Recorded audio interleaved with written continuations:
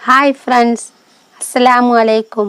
സായിഫ ബ്ലോഗിൻ്റെ പുതിയൊരു വീഡിയോയിലേക്ക് എല്ലാവർക്കും സ്വാഗതം. നിങ്ങൾ ആദ്യമായിട്ടാണ് എൻ്റെ ചാനൽ കാണുന്നതെങ്കിൽ സബ്സ്ക്രൈബ് ചെയ്യുക, സപ്പോർട്ട് ചെയ്യുക, ബെല്ലൈക്കൺ അമർത്തുക.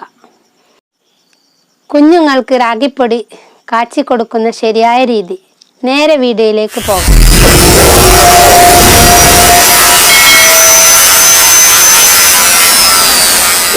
പല പേരുകളുണ്ട്. മുത്താരി, കൂരവ്, പിന്നെ ഞങ്ങളവിടെ പറയുന്നത് റാഗി എന്ന് പറയും, കോറ എന്നും പറയും. ഇത് നമുക്ക് ആദ്യം കടയിൽ നിന്ന് വാങ്ങുന്ന അതാണ് കേട്ടോ പൊടി.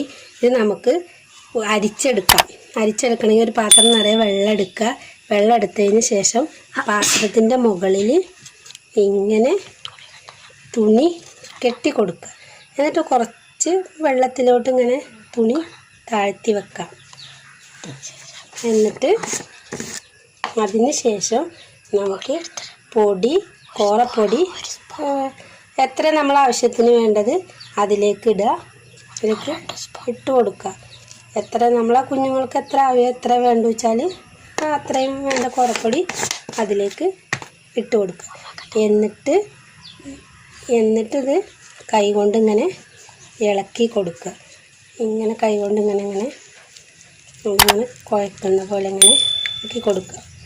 അപ്പോൾ നമ്മളിങ്ങനെ ഇളക്കുന്നതിനനുസരിച്ച് ഇതിൻ്റെ പൊടി എല്ലാം അടിയിലേക്ക് താഴ്ന്നിറങ്ങും. എന്നിട്ട് നമുക്കിതിൻ്റെ ഉമി കിട്ടും. ഈ ഉമി ഉണ്ടല്ലോ, അത് കുഞ്ഞുങ്ങളെ വയറ്റിൽ ചെന്നാൽ വയറിളക്കം, വയറുവേദനയൊക്കെ ഉണ്ടാവും.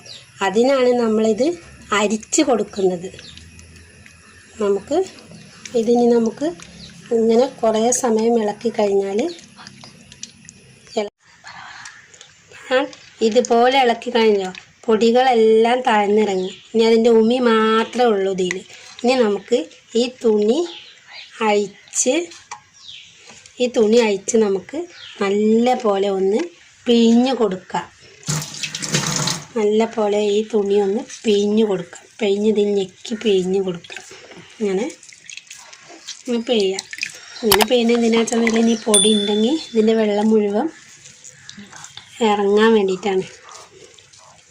ഇങ്ങനെ പിഴിഞ്ഞ് കൊടുത്തിട്ട് ഉമി കണ്ടോ ഇതിൽ ഇത്ര. ഞാനൊരു 3-4 സ്പൂൺ പൊടിയെടുത്ത് അത്രയും കണ്ടില്ലേ ഉമി കണ്ടോ. ഈ ഉമിയൊക്കെ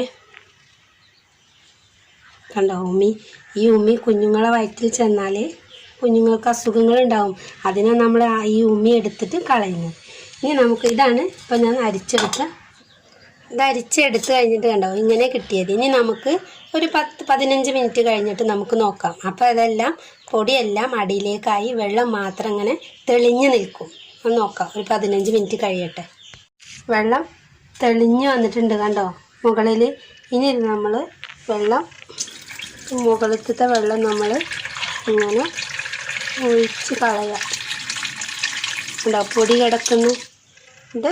നമ്മൾ സ്പൂൺ വെച്ചിട്ട് കലക്കിയിട്ട് നമ്മൾ ഏതിലാണോ പൊടി ഉണ്ടാക്കുന്നത്, കുറുക്കുണ്ടാക്കുന്നത് എങ്കിൽ അതിലോട്ട് ഒഴിച്ച് കൊടുത്തതിന് ശേഷം പനം കൽക്കണ്ടം ഇതിലേക്ക് ഇടുക. പനം കൽക്കണ്ടം നമ്മൾ ഉപയോഗിക്കണം എന്തിനാണ്? കുഞ്ഞുങ്ങൾക്ക് കഫക്കെട്ടൊന്നും ഇല്ലാതിരിക്കാൻ വേണ്ടിയിട്ടാണ് പനം കൽക്കണ്ടം ഉപയോഗിക്കുന്നത്. അതാണ് കുഞ്ഞുങ്ങൾക്ക് ഏറ്റവും നല്ലത്. എന്നിട്ട് ഗ്യാസ് കത്തിച്ച് അതിലേക്ക് വെക്കുക. അതിലേക്ക് വെച്ച് നമ്മൾ സ്പൂൺ എടുത്തിട്ട് ഇളക്കിക്കൊണ്ടിരിക്കുക. ഇതിലേക്ക് പനം കൽക്കണ്ടോ അല്ലെങ്കിൽ പഞ്ചസാരയൊക്കെ ഇട്ട് കൊടുക്കാം കേട്ടോ. ഏത് കൽക്കണ്ടം വേണമെങ്കിലും ഇടാം. പക്ഷെ പനം കൽക്കണ്ടം നമ്മൾ ഉപയോഗിക്കുന്നത് കുട്ടികൾക്ക് കഫക്കെട്ട് അങ്ങനെയൊന്നും ഇല്ലാതിരിക്കാനാണ്. പഞ്ചസാര നമുക്ക് മധുരത്തിന് നമ്മളെ കുഞ്ഞുങ്ങൾക്ക് ആവശ്യമായ കൽക്കണ്ടം ഇടാം. ഇവന് കൂടുതൽ ഇടുന്നുണ്ട്. അതിന് മധുരം നല്ലപോലെ വേണം. അതുകൊണ്ട് കൂടുതലിടുന്നുണ്ട്. ഇങ്ങനെ ഇളക്കി കൊടുക്കുക. നന്നായി ഇളക്കി കഴിഞ്ഞതിന് ശേഷം ഇളക്കി കൊടുക്കണം കേട്ടോ. ഇളക്കി കൊടുക്കൽ കുറഞ്ഞാൽ ഇത് കട്ട പിടിച്ചാൽ കുഞ്ഞുങ്ങൾക്ക് കൊടുക്കുമ്പോൾ നമുക്ക് കൊടുക്കാൻ കഴിയില്ല, അവർക്ക് കഴിയില്ല. അപ്പോൾ കണ്ടോ ഇതേ രൂപത്തിലായി. ഈ രൂപത്തിലായിട്ട് നമുക്കിത് വാങ്ങി വെക്കാം.